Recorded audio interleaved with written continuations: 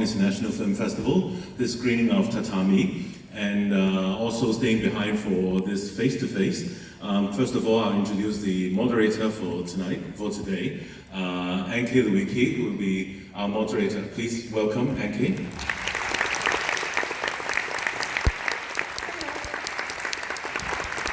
So now let me introduce the guest speaker first for this face-to-face, Ms. Karina Lam of Gansujet.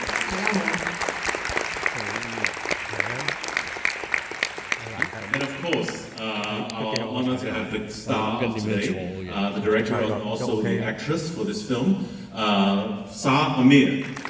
Welcome.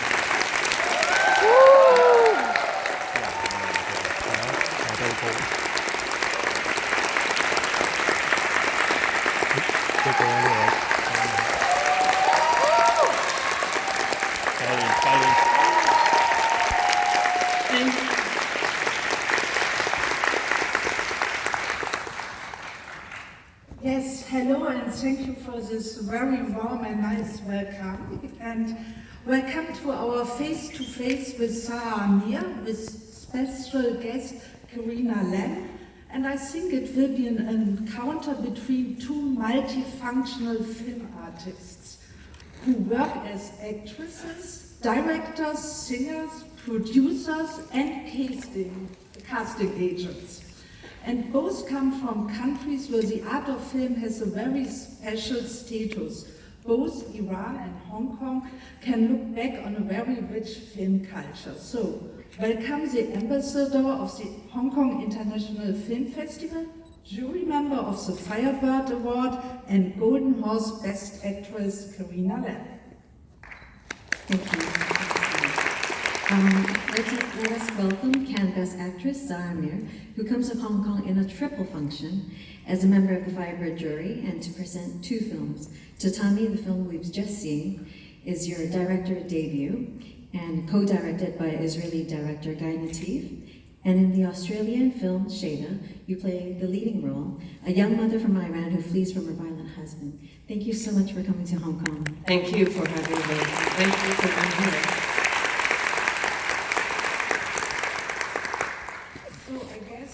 We should start with the film Tatami first, and a very simple warm-up questions.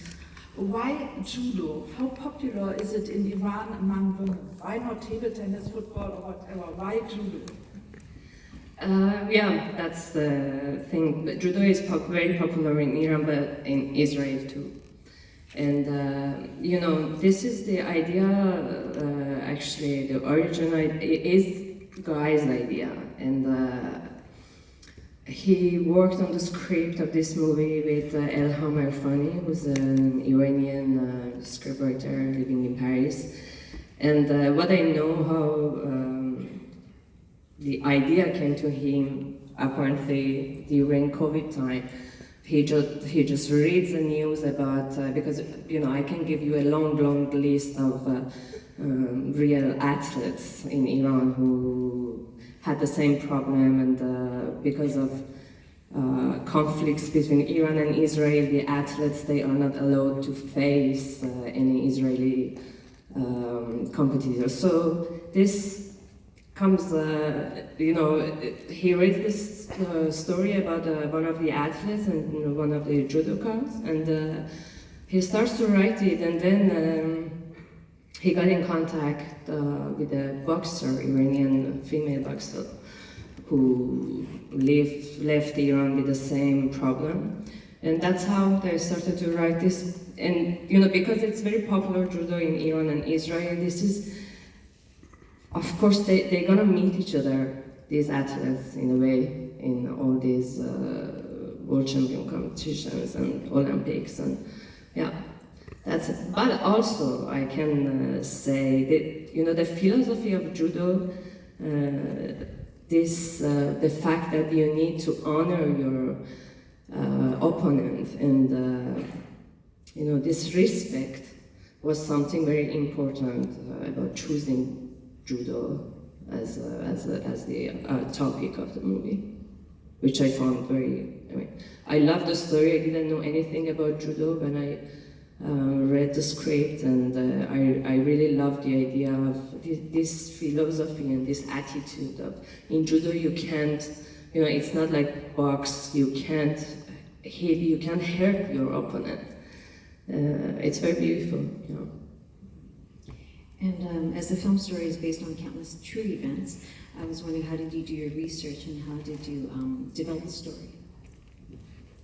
And maybe I have to start from the beginning, how I got attached to the project, because in a normal way it was about the character of Mariam. I did a self-tape, I got this audition, and I put myself on tape and sent it to production, and then guy liked it and we got in contact. It was just after Cannes, and the audition was before Cannes, Holy Spider in Cannes, and everything there. And then I went to LA for the Oscar campaign, and then we met, and I read the script, and somehow I really loved the idea, but then I had some. The character was there, Mariam, but and I knew the movie gonna be in black and white.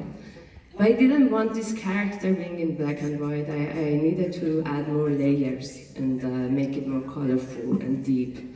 So I came up with many ideas, and that was my kind of condition to play this character, to change it a little bit. So I got control of the script and started to just rewrite a little bit my character. And that's how I came up with more ideas about other characters and the whole script. And that's how Guy asked me to do the casting. And at that time, the character of Layla, Aryan Mandi, was already attached to the project. So I started with the casting of the rest of the cast, and because I had maybe many good ideas. And then one day he called me and he offered me this collaboration as co-directing, and he said, he's very generous, and he said, I think I'm not legitimate to tell this Iranian story alone by myself. I want to open it to collaboration with you. And that's how. So it became more easier for me to make it more authentic in terms of everything, everything was written in English, and even all those expressions in judo expression between all these athletes and the coach, and I needed to find out what are these slang expressions that we say in Farsi. So I started with a huge research, and then I got in contact with the coach, judo coach. There is this team of refugees, not only Iranians, Syrian, Afghans, I think there is even Russians between them. And they created this refugee team, and the coach is an Iranian. So I was lucky to get in contact with him, so I started again to check everything with them to make it more and more authentic. And then I watched lots of judo. Yeah. So I want to know, what was it like for you to be behind the camera as well as in front of the camera? Obviously, it's not easy. It's very, it's intense, and but even in Holy Spider, first of all, I started my career as a director and assistant on the script, and then I continued my work in cinema as a cameraman and editor in France. So it's and then I became producer, and I did documentaries, and while I was doing documentaries, I was doing everything. I was filming myself, editing, producing, and directing. So it's something that I'm used to have these different caskets. But in Holy Spider especially, and maybe you know that I wasn't about to play the main role first, and I was casting director, then I went to the set I was supposed to be there with Ali Abbasi, the director, as consultant and his assistant, and then everything changed and I got the role. But you know, while I was just playing and I was in front of the camera, I was just checking everything in backstage and working with the other actors, and so it's not something that very like it's not that much hard for me. But this special judo is because it was about this coach and the judoka. I think there was something very natural and organic between me and the other actors, especially Leila, Aryan, because we had this connection already as a judoka and coach, and so it was so easy to keep this relation connection as director and also partner as an actress in front of camera. But then because Guy was there and we were very, very prepared technically and even in terms of acting, it went really smooth and easy. I really would like to know what does the relationship between these two women, between Leila and you, the coach, say about the relationship between women in Iran who come from different generations? Yeah, that's an interesting question. This also it's, and this is something again organic between me and Aryan. She's a younger actress, and she grew up in LA. I think she had some trip to Iran, but there was something, I needed to work with her on accent and even body language to help her to become more authentic. And while we were preparing the movie and working together, she's so intelligent. I had this impression that, look, it's just like the movie, exactly as our connection in the movie. She's another generation, so hard worker and very generous, but very concentrate. And I was just thinking it's nice to see this new generation, how they, it's kind of like rising up a new generation. There is a light there for me about this new generation. And then we started to shoot after, I'm sure you heard about this movement that I call it Revolution, Woman, Life, Freedom in Iran. We started the shooting 2 months after the death of Mahsa Amini and the beginning of this revolution. And we had all this, we had this feeling that we are doing something revolutionary. Every day we were just watching all those images and videos coming on the social media coming out of Iran. And again, I had, with the whole story around judo that we were working on, I had this impression that there is a new, different generation than us. But maybe they are inspired by us, but we were not that much brave and free. And we are learning now from them. There was this exchange of between these two generations in the air because of this revolution, but between me and Aryan and the two, because she comes from box and she was very ready physically. But she had to, judo is very different, and she had to get trained. For 3 months she was trained, and I was there in LA watching her getting this all these rehearsals with a real judo coach. And I needed to learn also how I have to use my body as a coach, because this coach also, she knows how to, do this. So I was her coach, but she was also my teacher, Yeah, it's this topic of generation in the movie, and the whole time of this, the making of the movie was there. And I think we just inspire each other, you know. So, in the movie, who would you identify more with, Layla or Layla's trainer? Yeah, because of this question of generations, I can say, yeah, with Mariam, yeah. But in a way, with Layla too, because maybe for other generation, I am Layla, you know, but I mean, it's, for my parents' generation, I'm that Layla, and for my generation, yeah, both. But I know Mariam very well because I think, you know, I always say we Iranians, we are good liars, so we are good actors. And we grew up with just learning how to lie from the school, from childhood.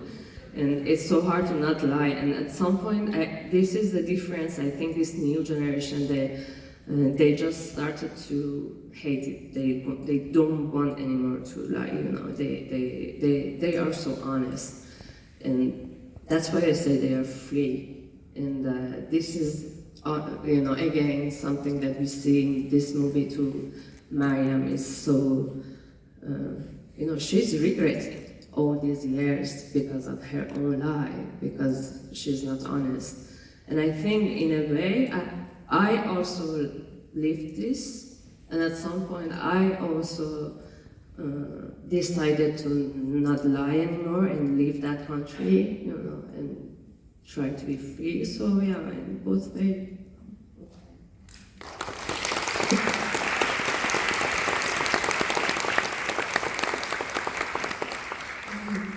So what I really like about the movie is that it's also kind of political thriller. And the movie reminds me on the Hollywood movies in the 1970s, the so-called paranoia thrillers. And Layla is under certain control. And there's also the threat that when she goes on fighting, that something will happen to her family.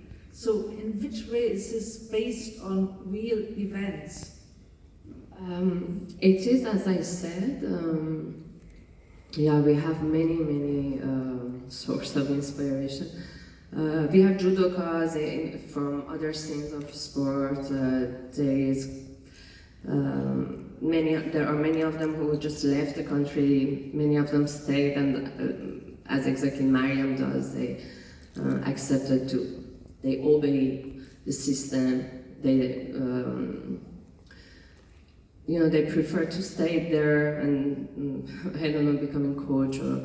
But yeah, many long list. And these last years, those who decide to just change their life, and you know, we all know if you leave your country and then you start a new life.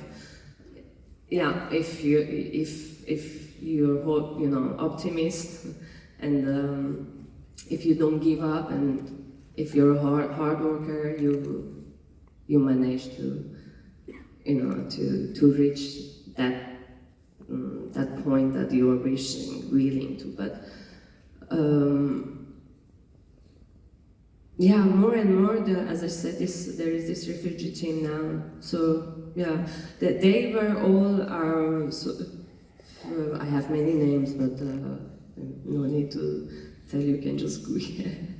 And after Women Life Freedom again, and this time especially women who are just going to all these competitions, international competitions, and they took off their scarves. And some of them, they got back to Iran and they got in trouble because they did this act. Yeah. But the movie, you know, we have for the whole concept, you know, two special movie in general as which inspired us, Raging Bull and Lion. Yeah, both in black and white. So I was wondering, for a technical problem, why did you guys decide to shoot the film in black and white? Yeah, you know, we were inspired by these two fantastic movies, but the main the reason was because, you know, for us these two women, especially, they are they live in a black and white world. It doesn't mean that they see the world in black and white, but because of the pressure of the system and this system that they are kind of, you know, closed in it, it's a black and white world, but they are trying to just break it and go out, you know, and even the frame is, you know, getting open and open at the end of the movie when there is a light there, and they are just about changing their life. That was the main reason. And you know, the judo uniform is in black and white. There is no color, so aesthetically also we found it as a good decision. So maybe now we can talk about the second movie you present here. It's Shaida. It's an Australian production that features a strong women character once again. And could you tell us why did you choose this character to play? Shaida. Who can say no to Shaida? Yeah, what I like is... You know, I have a very good friend, Golshifteh Farhani, maybe you know her, an amazing actress, Iranian actress, and she's like my sister. And one day she called me and she said, there's a butterfly waiting for you. And she put me in contact with Noura, the director of Shaida. I found it, first of all, because it's a personal story. It's, the story is about director's life and her mother. They were living in a women's shelter because of domestic violence story, and the whole topic for those who didn't see Shaida, it's about domestic violence, and it's the personal story of the. So I found it very, very brave to approach this personal story. It's so hard to tell your story, but at the same time, I think it's kind of healing, going through cinema and telling your own story, trying to stay in distance and watching yourself, but not judging. And the way she approached this story, especially about her father and the husband that we see in the movie, there is no judgment. You know, I think sometimes you have pity for him, sometimes you understand him, and yeah,